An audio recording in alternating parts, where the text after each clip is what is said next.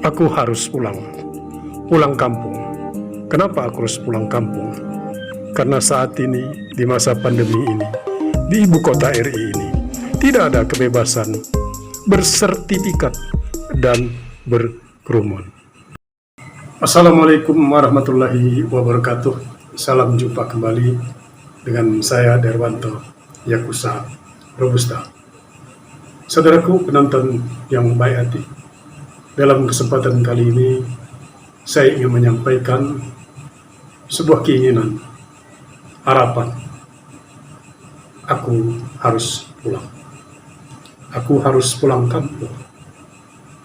Pulang ini tidak semata-mata karena sebagai sebuah pilihan, tetapi ada beberapa alasan dan harapan yang hendak saya kemukakan. Kenapa aku harus pulang?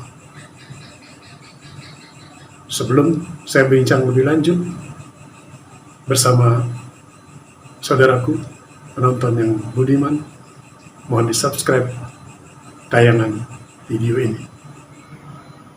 Pulang bukan berarti itu adalah sebuah pilihan, karena ada beberapa alasan dan harapan kenapa aku harus pulang. Pertama, yang udah pasti dilatari ada faktor sekarang ini di ibu kota ini, di ibu kota Republik Indonesia ini, tidak ada kebebasan bersertifikat dan berkumpul. Jadi semua harus pakai sertifikat COVID. Sementara line of activity saya lebih banyak menyerempet yang berkaitan dengan persoalan sertifikat. Ada tes PCR, kemudian ada sertifikat, dan itu membutuhkan biaya. Padahal saya kan seorang pengangguran yang sedang merintis sebuah usaha. Jadi, wah itu bikin susah juga itu. Kemudian kedua, tidak ada kebebasan untuk berkerumun. Karena itu adalah kebijakan paling utama dari pemerintah. Padahal kegiatan saya harus menghadirkan kerumunan, meskipun hanya 2-3 orang. Dari situ saya berpikir ternyata saya harus pulang kampung. Kenapa saya harus pulang kampung? Karena ada beberapa pilihan, saudaraku. Di kampung saya itu terdapat ratusan ribu hektar pohon kopi, di mana tempatnya di Kabupaten Lahat, Pagar Alam, yang dulu lebih dikenal dengan Bumi Segantis Tumbuhan. Produksi kopinya terbesar di Sumbaksel. Sumbaksel itu kan meliputi Lampung, Jambi, Sumatera Selatan, Babel, dan sekitarnya. Kabupaten Lahat dulunya adalah produsen terbesar untuk produk kopi Robusta. Produk kopi Robustanya diakui oleh dunia internasional. Belum lama ini mendapat penghargaan dari Prancis sebagai kopi Robusta yang dihidangkan dengan taste tertentu. Nanti akan kita ketemu bagaimana penghidupan di sekitar kopi mengkopi di Bumi Segantis Tumbuhan. Kemudian kedua, di Bumi Segantis Tumbuhan di kampung halaman saya terdapat lebih dari 200 air terjun dan tidak terpublikasikan secara baik karena memang belum menjadi sebagai sebuah aset wisata yang favorable, yang profitable, yang marketable. Belum dilirik karena masa pemerintahnya masih mengandalkan pertambangan batu bara. Pertambangan batu bara terbaik di dunia. Nanti akan kita lihat. Jadi ada batu bara, ada juga sekolah gajah di kampung halaman saya.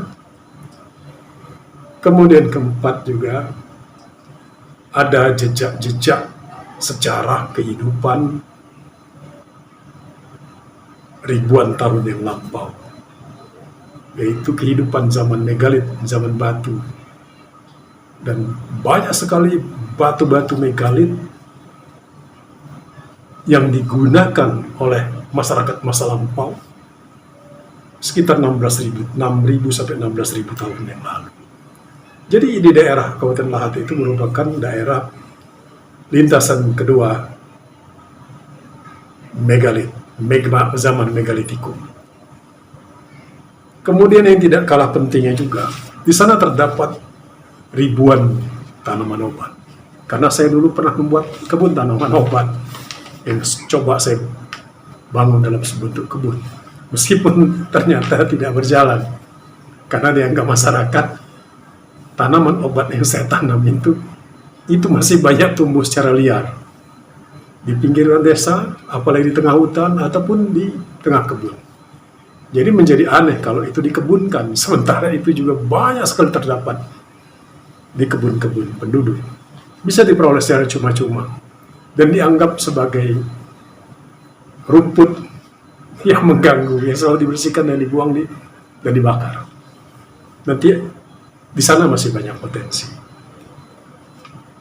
Dan di sana juga ada beberapa perkampungan kuno, rumah kuno, yang dinding pintunya pun sekitar ketebalan pintunya mencapai 10 cm.